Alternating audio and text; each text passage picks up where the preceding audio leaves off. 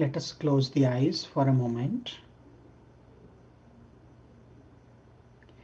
Remembering God and the Masters, we will pray together. Om Sahana Vavatu Sahano Bhunaktu Sahaviryam Karavavahai Tejasvinavadhitamastu Ma Vidvishavahai. Om Shanti Shanti Shanti. May the Divine protect us all. May we enjoy food together. May we meditate and pray together. May we attain wisdom through our study and discussion. May there be no conflict among us. May there be peace within and everywhere. Om. Amen. I bow to one formless God. I bow to all the saints and sages of all times and places. I bow to lineage of Kriya Yoga masters. And on this special occasion of Mahashivaratri, a night dedicated to Lord Shiva, I bow to Lord Shiva. I humbly bow to divine power of God in each one of you.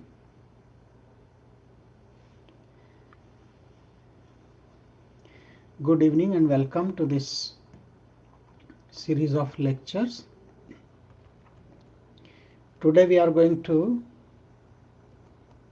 have our fourth lecture in this series on the topic components of Kriya Yoga.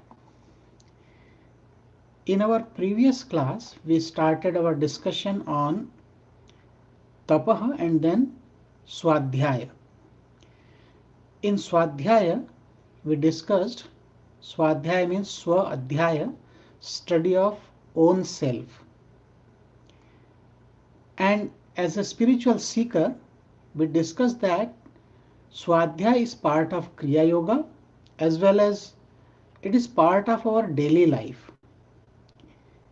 Every single day, we need to do self-examination, self-inquiry before going to bed, or at least when we get up from the bed, few minutes. How to do Swadhyaya? There are some questions we need to ask ourselves. In the previous class, we discussed that we have to contemplate, we have to ask ourselves that who we are. This is the basic question, who am I? And you have to contemplate, you have to find the answer. Then second question, which we discussed before, where did I come from? What is my source? And then third question, what is mine in this world? Truly speaking, nothing belongs to me. Everything is given to me as a gift from God. I'm using everything for the benefit of the society. I'm using every single object to grow in this world. But truly speaking, nothing belongs to me. Whatever I think belongs to me is really not mine. Because the thumb rule is whatever is mine will remain with me all the time. But it does not happen. Now, going further into that discussion, there are few more questions we have to ask. Fourth question is, where are we going to? Means, what is our destination? If we know from where we have come, we will also know where we have to go. There is no means of finding out where we are to go. But by grasping the chain of samskaras, our past impressions, it is possible to know about our past lives. But for the future, neither impressions exist nor a chain. It depends on the state of mind at the time of death. Good karma will result in a birth in a higher species, and bad karmas will result in a lower species. But the cycle of rebirth does not end with that. The wheel of time is rising and falling, will continue to turn. There must be some way to stop this merry-go-round of entering and leaving different life forms. So why not perform actions that are neither good nor bad? Means nishkama karma, selfless action. Fifth question we have to ask, if I know who am I, because that was the first question. If I know, at least theoretically, I am Satchidananda, I am pure consciousness, I am eternity, and I am divine bliss. Maybe we have not experienced, but in theory, at least we know. Once we know that these are the attributes given to me means the self. Then fifth question comes to mind, why did I fall from myself? If I am blissful, if I am eternity, if I am pure consciousness, why I am not established in that truth all the time? So the highest principle or personal principle of life, that I am divine, I am child of God. But why did I fall from that position and I forgot? Due to what factors I was born into this present day pitiable condition? I understand that this world is unreal, but I still keep running after the world. I know that the pleasures of the world are full of sorrows, but I am dying with cravings for them. If this is not a misconception, then what it is? Is this misconception cause of my pitiable condition, that I am attached to this world with an expectation of worldly happiness? It is definitely a misconception that is making me dance around. So how can this misconception be destroyed so that I can attain my real position as child of God, as a blissful, happy person all the time? You have to contemplate Swadhyaya. Then sixth question comes. Due to this misconception, I developed a sense of doership because I forgot that I am not the doer. So I thought that I am doing and I am suffering. Because of this misconception, I developed a sense of doership more and more. And it has made me accumulate impressions, because when I'm doing action, every action is leaving behind some impression and also the result. So I am accumulating more and more impressions on my chitta or mind. Now I am restless like a bird entangled in the net of destiny. I want to escape from the net, but I cannot. The grip is tightening. I don't see any way to escape. Destiny or prarabdha is so strong and powerful that it does not leave me alone before bearing fruits. With the accumulation of new impressions, the wheel of samskaras keep on running. Why not go through destiny or prarabdha without being happy or unhappy, so that new samskaras are not accumulated? Remember, this is very important. Once we exhaust any result of action, because it is because due to our prarabdha. When we exhaust it and we become happy or unhappy, we create no more sanskaras, new sanskaras or impressions. But if we remain detached, if we remain completely balanced, as we discuss the definition of yoga, Siddhya Siddhyo Samo Bhutva Samatvam Yoga Uchyate from Bhagavad Gita, second chapter. Remaining balanced or completely unaffected in case of pairs of opposites. That is the state of yoga. So if we exhaust our karma without getting affected, happy or unhappy, we will not create and accumulate more impressions. Can I do this? Ask. How much endurance and how much patience will I need for that? I will have to destroy my mind to succeed. Means all the impressions, I have to control my mind for that. How can I do that? Best remedy is to practice Kriya. Then seventh question we have to analyze. The followers of Kriya must also examine how much the sense of surrender is present in the mind, because that is the third component of Kriya Yoga, which we will discuss maybe today or in next class, Ishwar Pranidhana. So every follower of Kriya must also examine how much the sense of surrender is present in the mind. With Kriya practice, the sense of an observer will develop, which is called drashta. We just remain witness. But surrender is different from that. Being observer is not surrender completely. Not to interfere with the spontaneous action, to have equanimity in joy and sorrows, and to fulfill duties without concern for results are parts of surrender. So three things are part of surrender. Surrender, Ishwar Pranidhana. Not to interfere with the spontaneous actions.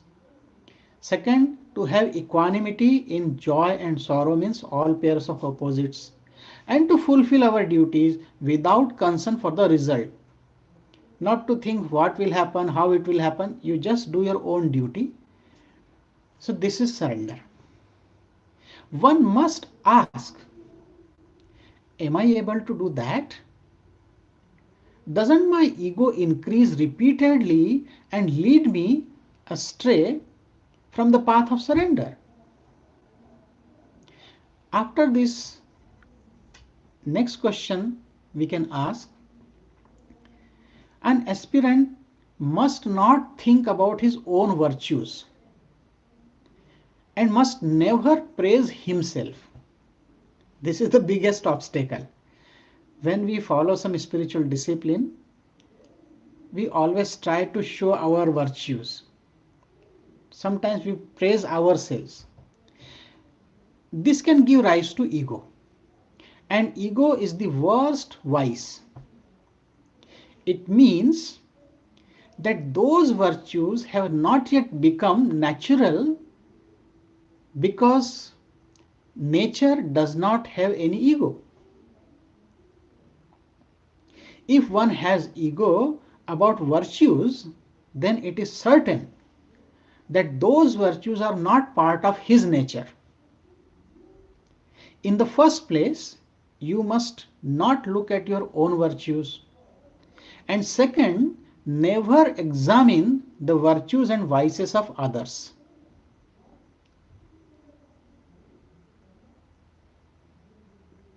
One cannot learn from the virtues of others. While vices can influence the mind very easily, it is natural. We see virtues of others, but we don't learn from them. But when we see the vices, immediately our mind is getting affected.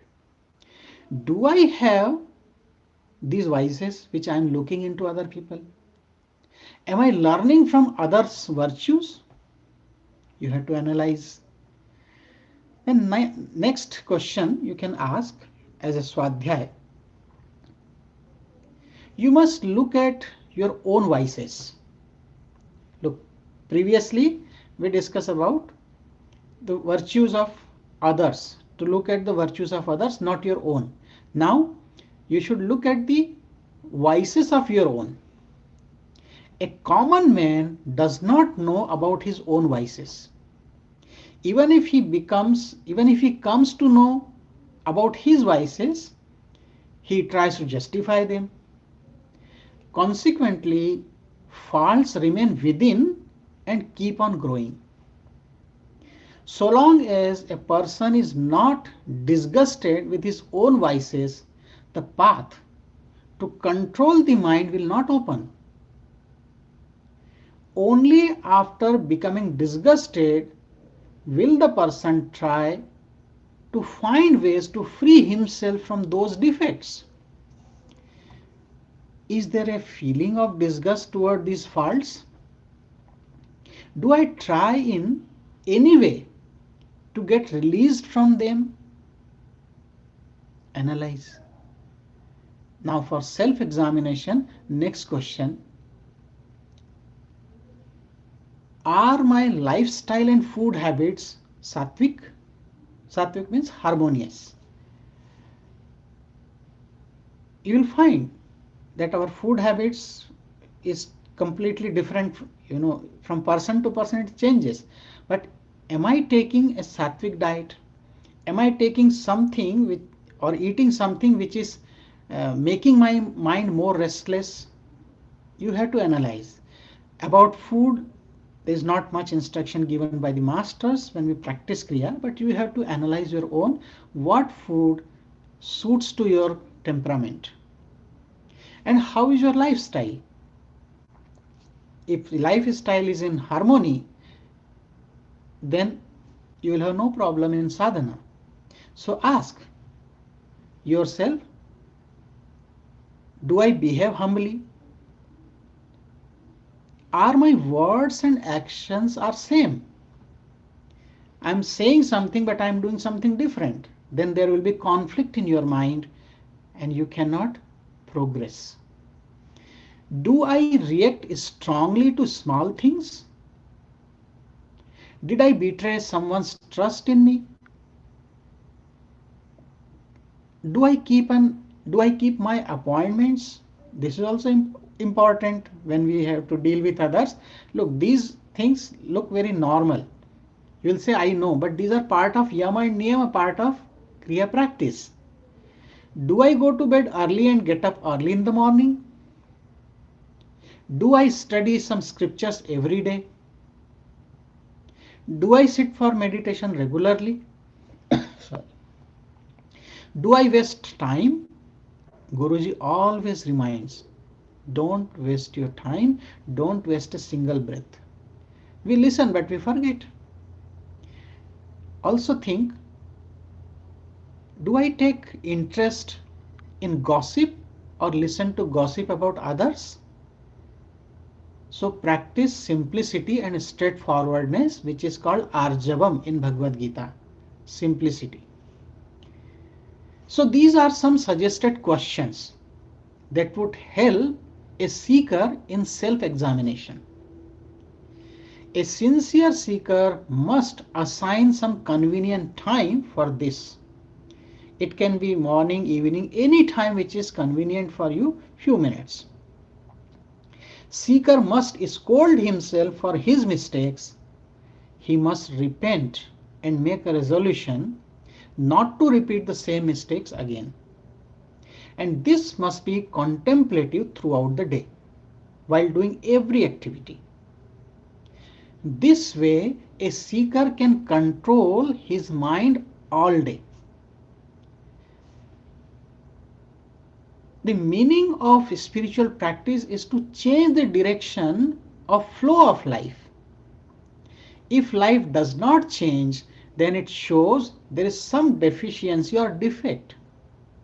That's why in the previous class, I recommended to use Kriya diary to do self-analysis as recommended by Guruji. However, these are the tools, these are the questions for self-enquiry swadhyay. One swadhyay, as we discussed, inner meaning. to meditate, to concentrate, to meditate, staying in the cranium, in the soul center, tapaloka.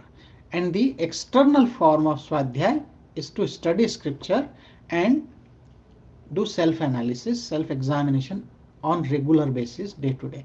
Because if we do not look at our own self, we will not know our own faults. So, tapah and swadhyay we discussed. Now we come to the third component of Kriya Yoga. What is the third component? It is called Ishvara Pranidhana. Ishvara Pranidhana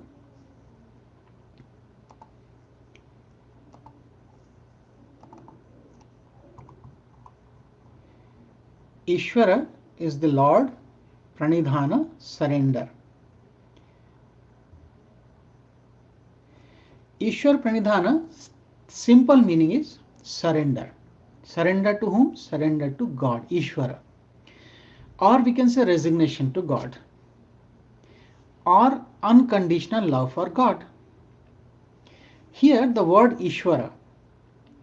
Ishvara means Supreme Lord with authority to rule and control. So when we say Ishvara, Ishvara is one entity or power, authority, which is ruling and controlling this universe. Here Ishvara doesn't mean the absolute, God the absolute, but Ishvara with some attributes. And you will be surprised to know that this word God, means Ishvara, is introduced in yoga philosophy. Before this, in other schools of philosophy, there was no concept of Ishvara.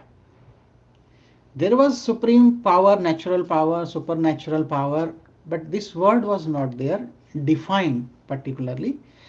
So Ishvara, Supreme Lord, and Pranidhana. Pranidhana means surrender or taking refuge or even bowing down. So Ishvara Pranidhana means dynamic surrender to God or offering gratitude in every breath. If we think about Kriya perspective, then in every breath, offering gratitude or remaining thankful to God is Ishwar Pranidhana. This word Pranidhana, if we split in Sanskrit, it becomes pra. Pra means full or complete. Ni means under. Dhana. Dhana means placing or placement. So Pranidhana is the spiritual art of subordination to God and freedom from ego and pride. So Ishwar Pranidhana is the third component of Kriya practice. Tapaha, Swadhyaya, Ishwar Pranidhana. In the Yoga Sutra of Patanjali, Ishwar Pranidhana has been emphasized more than the word yoga itself. If you read, Sage Patanjali has this word yoga, but more than this word he has used Ishwar Pranidhana. And three places I can tell you. It is in the first book, 23rd Sutra, second book, 32nd Sutra, and in second book also Sutra number 45. Three places you will find Ishwar Pranidhana. Among all the 6 branches of Indian philosophy discussed, because there are 6 schools of philosophy we discussed in the first lecture. The philosophy of yoga is where Ishwar is first introduced into spiritual and philosophical life. So Kriya Yoga integrates these 3 practices simultaneously. Tapaha, Swadhyaya, Ishwar Pranidhana. You know, we discussed before, Tapa is the path of action, Karma Yoga. Swadhyaya is the path of knowledge, Jnana Yoga. And Ishwar Pranidhana, path of devotion and love, is the Bhakti Yoga. So Kriya Yoga is the integration of these 3 together. That's why Gurudev said Kriya Yoga is the synthesis of Karma, Jnana and Bhakti. action, knowledge and devotion. And Gurudev said very clearly, without performing action, you will not attain knowledge. Without knowledge, you cannot develop devotion. So these three are integral part of the practice. They are not separate. Gurudev gave a beautiful example of laddu. It's a Indian sweet meat, a sweet ball. In laddu or sweet ball, there are three components: chickpea flour, sugar, and some clarified butter, ghee. If you eat chickpea flour, sugar, and ghee separately, it will not give you a good taste. But when all three are together, composed in the form of laddu or sweet ball, it gives you delicious taste. It becomes laddu only when three are together. So also tapa, swadhyaya, ishwar, pranidhan, three together give you the exact path of Kriya Yoga, and it takes you very quickly for the process of evolution. In each human being, there are three principal organs: the hands, the heart, and the head. 3H. Hands represent activity, heart represents emotion, and the head represents intellect. A pragmatic integration of these three H, hand, head, and heart, is the art of living a successful life of perfection, which is called Kriya Yoga. Now, a question comes to mind: the simple meaning of Ishwar Pranidhana is surrender to God or unconditional love for God. How do we surrender to God? Sometimes people say, Swamiji, it is difficult. I don't have surrender. I don't have devotion. How can I develop it? Or what should I do? So it's a very basic question. How do we surrender to God? To surrender to God, first we have to establish a personal relationship with God. You cannot have surrender to a stranger. Suppose a person who is walking on the street and you say that you should love this person. How can I love that person? I don't know him or her. I don't know anything about that person. Then how can I develop that love or bond of love? How can I surrender?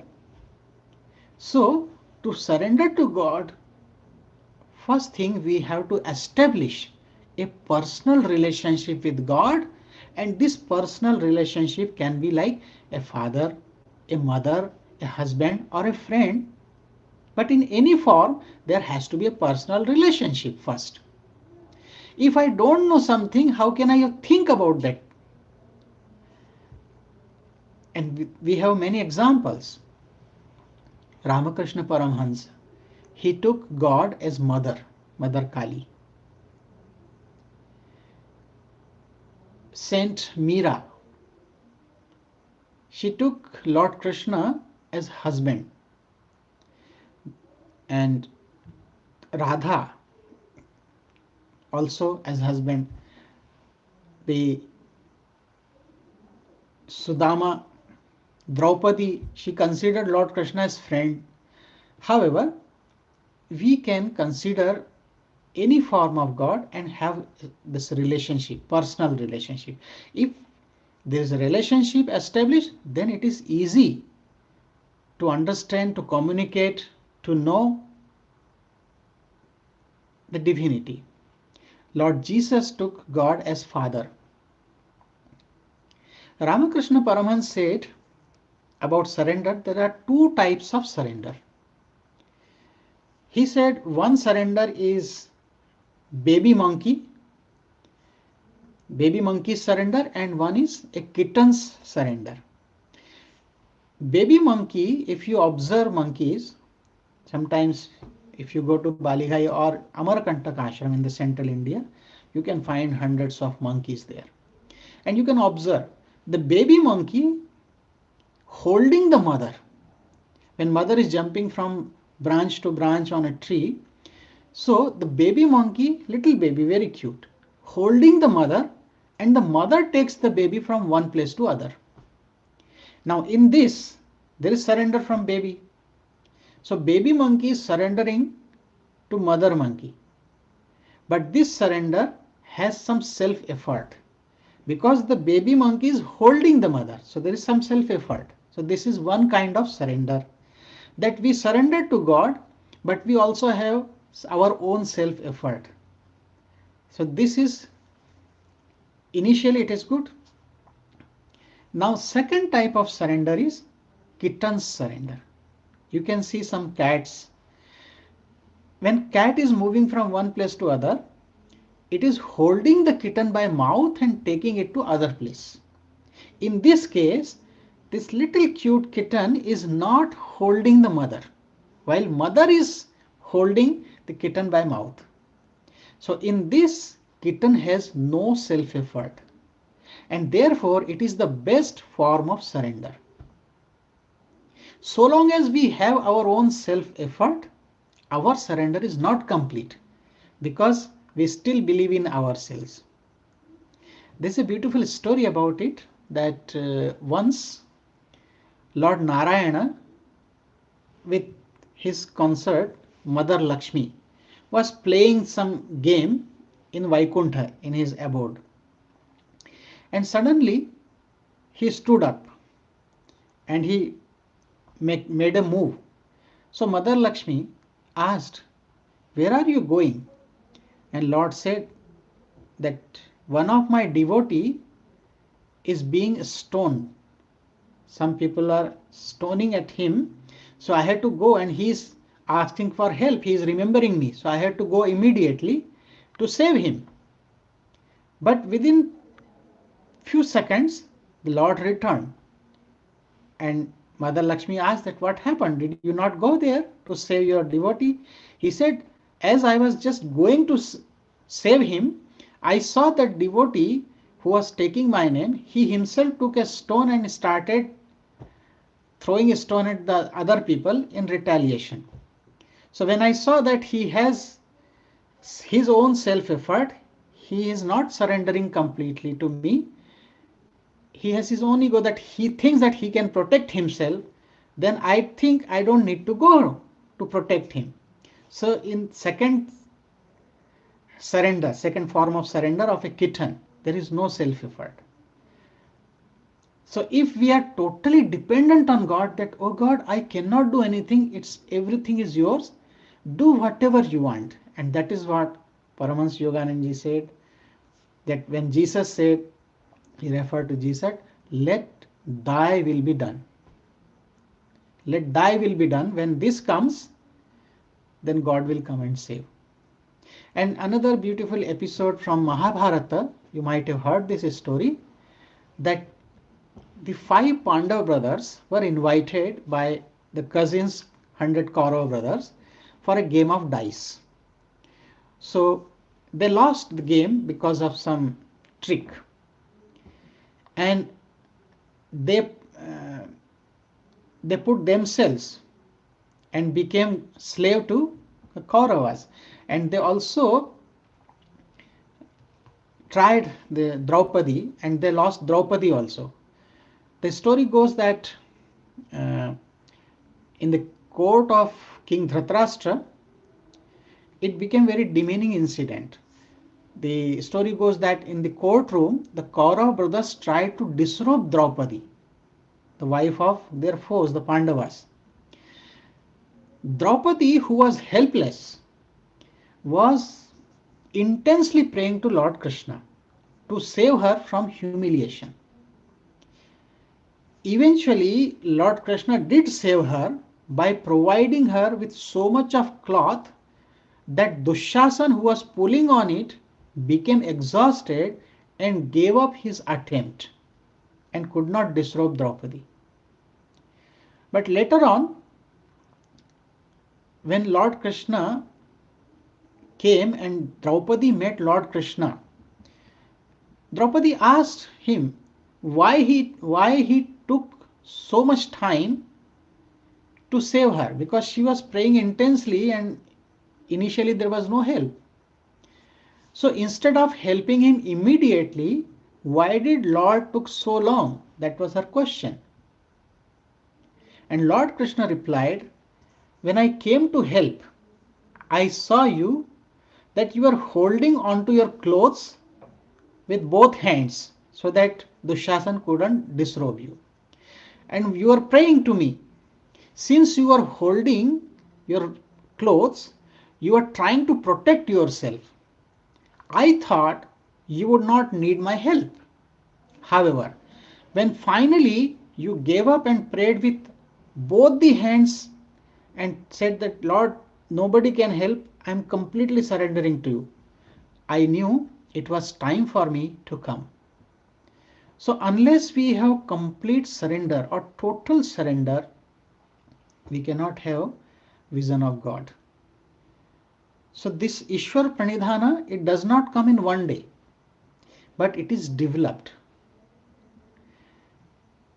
Our master Lahidi Mahasaya said about Ishwar Pranidhana. What is Ishwar Pranidhana? According to Lahidi Mahasaya, to be with Parama Guru is Ishwar Pranidhana.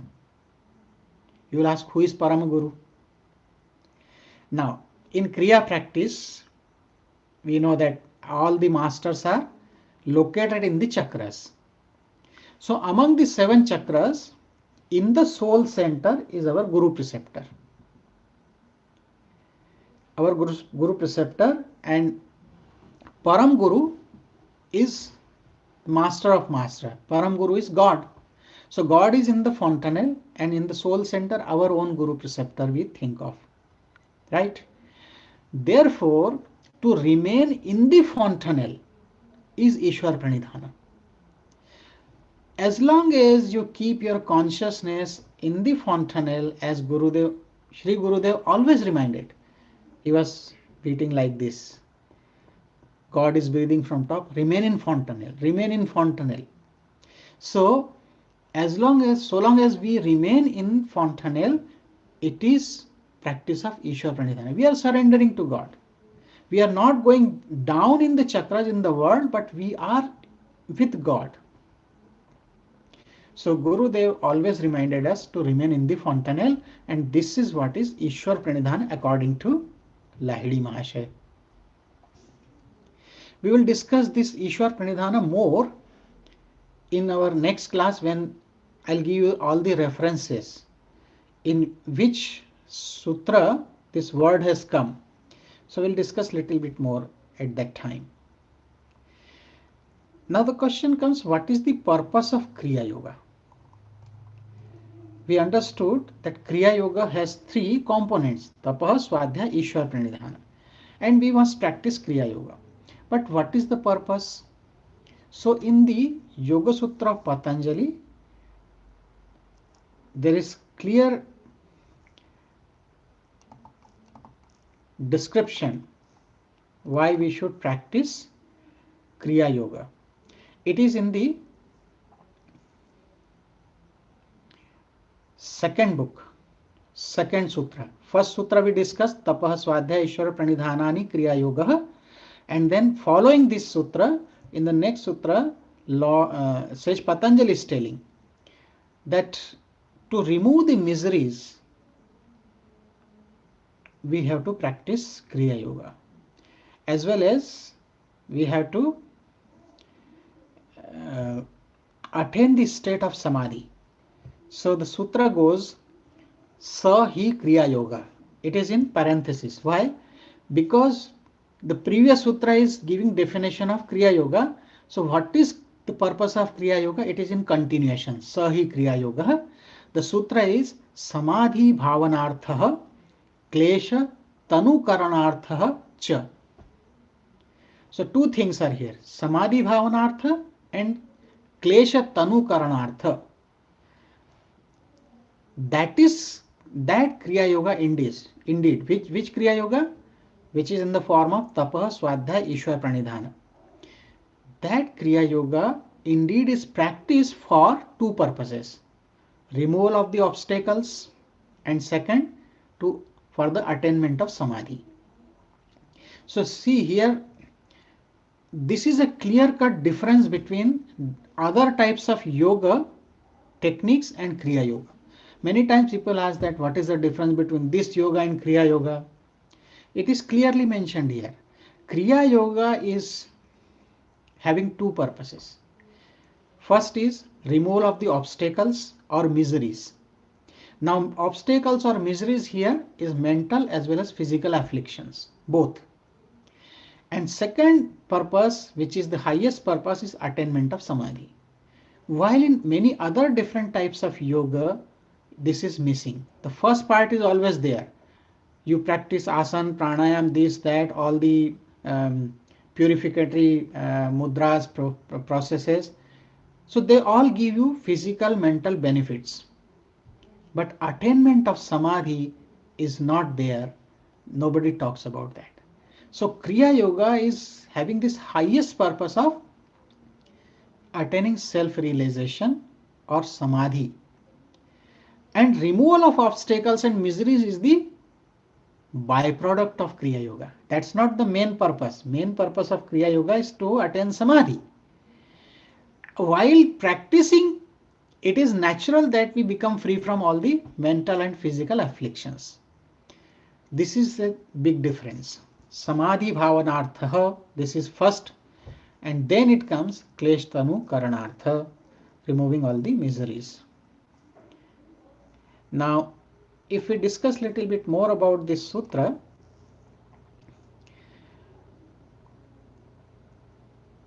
this sutra highlights the immediate benefits of Kriya Yoga. When it is practiced with implicit faith, love and loyalty, then we get immediate benefits. And Gurudev used to say, those who practice Kriya Yoga, they get physical, mental, intellectual and spiritual benefits simultaneously.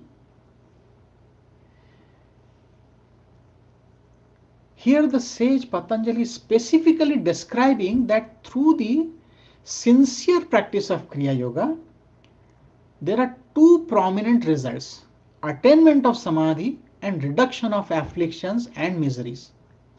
So this is the sequence in which Sage Patanjali has explained that life is full of miseries and every living being wants to be free from suffering. Even those who follow the path of knowledge, Jnana Yoga, aim at the twofold attainment. Those who study Vedanta, they know these two terms. That what is the purpose of attaining knowledge? Dukkha nivritti, Paramananda prapti. Dukkha nivritti means freedom from sorrows.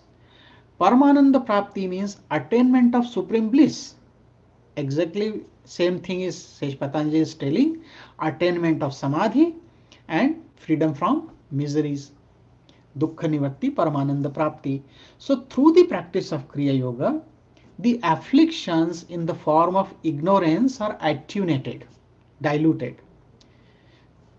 Afflictions are there because of past impressions, but we can remove them, we can dilute them and then be free from that, even the ignorance. Although mental turmoil is a part of ordinary life, one can rise above it, it is possible. And it is the essence of all scriptures that by fulfillment of one's own duties, the mind is purified. And Sri Adi Shankara in Viveka Chudamani declared Chittasya Shuddhaya Karma. Chittasya Shuddhaya Karma. Karma or actions are for purification of mind. The karma cannot give you liberation, but they can purify the mind. They can make you free from further creating impressions. Example is given that sun is there in the sky and sun's rays dry the wood and a slight flame transforms the wood into a full fire. Similarly, tapaha, austerity, and swadhyaya, self-study, purify the life. Remember, tapa and swadhyay, austerity and self-study, they purify the life. And Ishwar Pranidhana, the third component, surrender to God, brings realization. That's why during Kriya initiation or practice, our teachers always remind, practice with love. Love for God, love for Master. Because if that element is missing, Ishwar Pranidhana, that love is missing, our practice is mechanical. It is only giving the purification of mind, giving some health benefits. But where is realization? So Ishwar Pranidhana is the most important factor which takes us to realization. And this is what is mentioned in Sutra number 45 in second book. That surrender to God or renunciation of the fruits of result of action and offering of karma or actions all gradually eliminate ego. We are full of ego. So how to be free from that? Surrender to God that I am nothing, and renounce the fruits of action means I did as my duty. Whatever result comes, I will accept it. Then offering karma, whatever I have done because of my ego, I am offering all these actions to God that take care of it. So this is the way to eliminate ego. Now, self-discipline and surrender to God are to be practiced in daily life, not just sitting for meditation and practicing, but in daily life, moment to moment, self-discipline and surrender to God are to be practiced. So in this sutra, when Sage Patanjali is telling Samadhi Bhavanartha, means being the means as well as the goal of Samadhi, to attain Samadhi. So practice of Kriya Yoga through self-discipline and surrender to God allows the path of Samadhi to be smooth and psychological disturbances to be weakened. Hence, my master Baba Hariharananji Gurudev emphasized Kriya Yoga as the quickest means of success. Just like putting on warm clothes in winter brings freedom from cold and warmth inside, similarly, the practice of Kriya Yoga brings elimination of misery and attainment of realization. In Samadhi Pada, Sage Patanjali talks about external practice, abhyasa, and non-attachment vairagya. So this word will come abhyasa and vairagya in Sutra number 12, first book. Abhyasa means practice, repeatedly or continuous practice. Vairagya means non-attachment to the fruits of action. And in the third book, Sutra number 4, Sage Patanjali also highlights the inner practice of sanyama or perfection in self-discipline. Remember, human beings by nature are active. We cannot be idle. We are always active. So through a dynamic lifestyle, as described in Kriya Yoga, one can attain perfection. In the coming classes, we'll discuss a little bit more about the different aspects of Kriya Yoga for different types of student. So we need to remember that purpose of Kriya Yoga is to eliminate these sorrows or miseries, and the highest principle is to attain Samadhi. With that we practice Kriya Yoga, not just for our physical fitness. So let us practice sincerely, meditate more on this occasion of Mahashivratri today, very auspicious moment. It is said that on this day, if you meditate, you'll get 1000 times more better result of your meditation. So let's follow the practice, and in the next class, we'll continue with this sutra.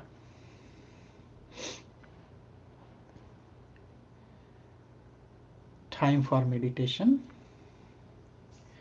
Please close your eyes.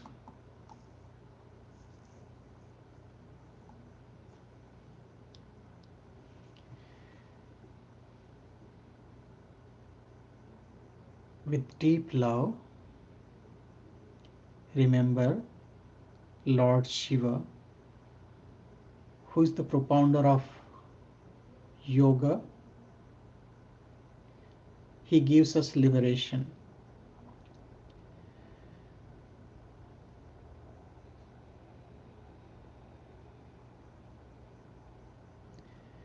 Keep your spine straight.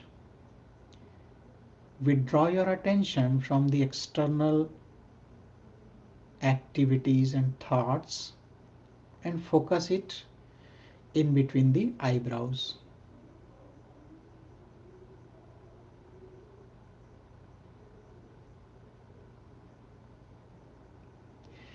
Let us begin with watching the breath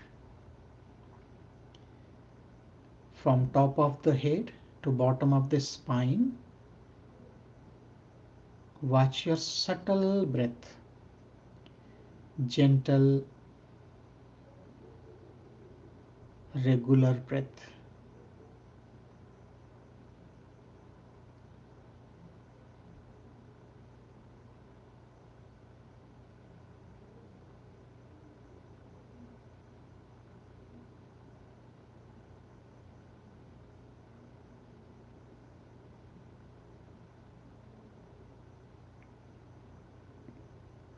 Every single breath you observe and feel the presence of divine power. Remaining in the fontanelle or in the cranium, watching the breath, tapah, swadhyay, Ishwar pranidhana, complete surrender.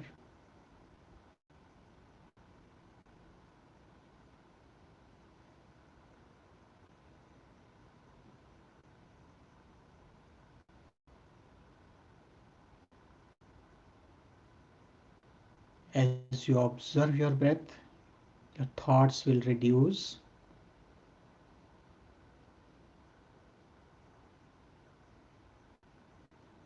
Breath becomes more rhythmic.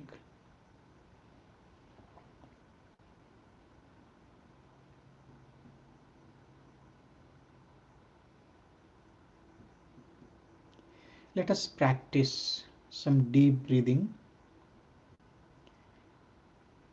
A couple of deep breaths. Slow, long, deep as per your capacity. From top to bottom in the spinal canal. When you inhale, feel love for God. When you exhale, feel peace within and without. Please inhale love, exhale peace, inhale love, exhale peace, inhale love, exhale peace, inhale peace, exhale love, inhale peace, exhale love, inhale peace, exhale love, inhale love, Exhale, peace. Inhale, love. Exhale, peace. Normal breath. Breath becomes more feeble and slow. Mind is very calm, completely relaxed. Remain inside the cranium,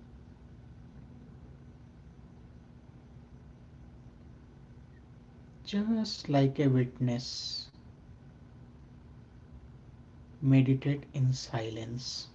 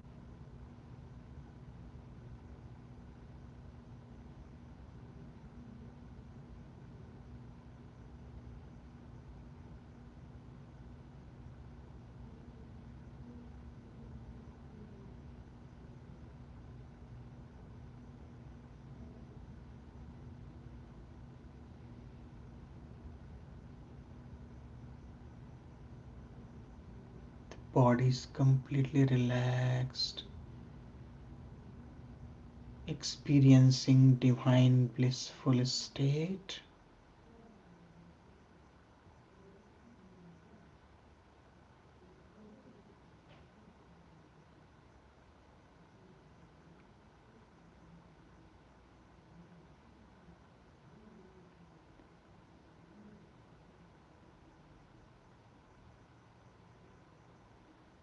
Sat Chit Ananda Swarupoham. I am pure consciousness, truth, divine bliss.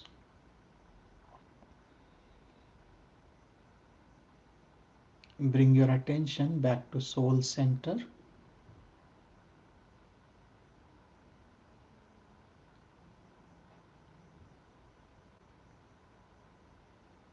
Let your body and mind absorb this calmness,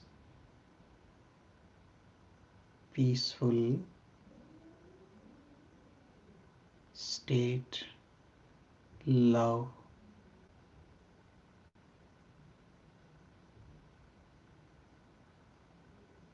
extend this peace within your family, with your loved ones, all the time.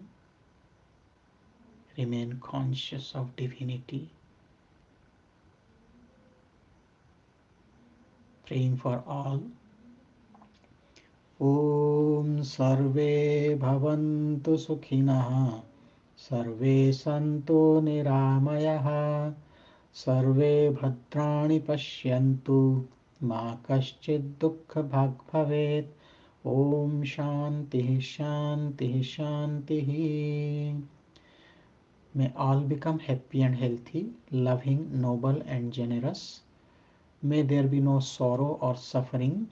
May there be more love, peace, and harmony among us and in the entire creation.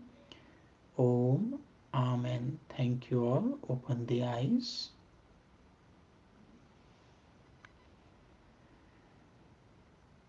Today is the auspicious day of Mahashivaratri, so meditate more. Love God in every breath. See you again on next week. Jai Guru.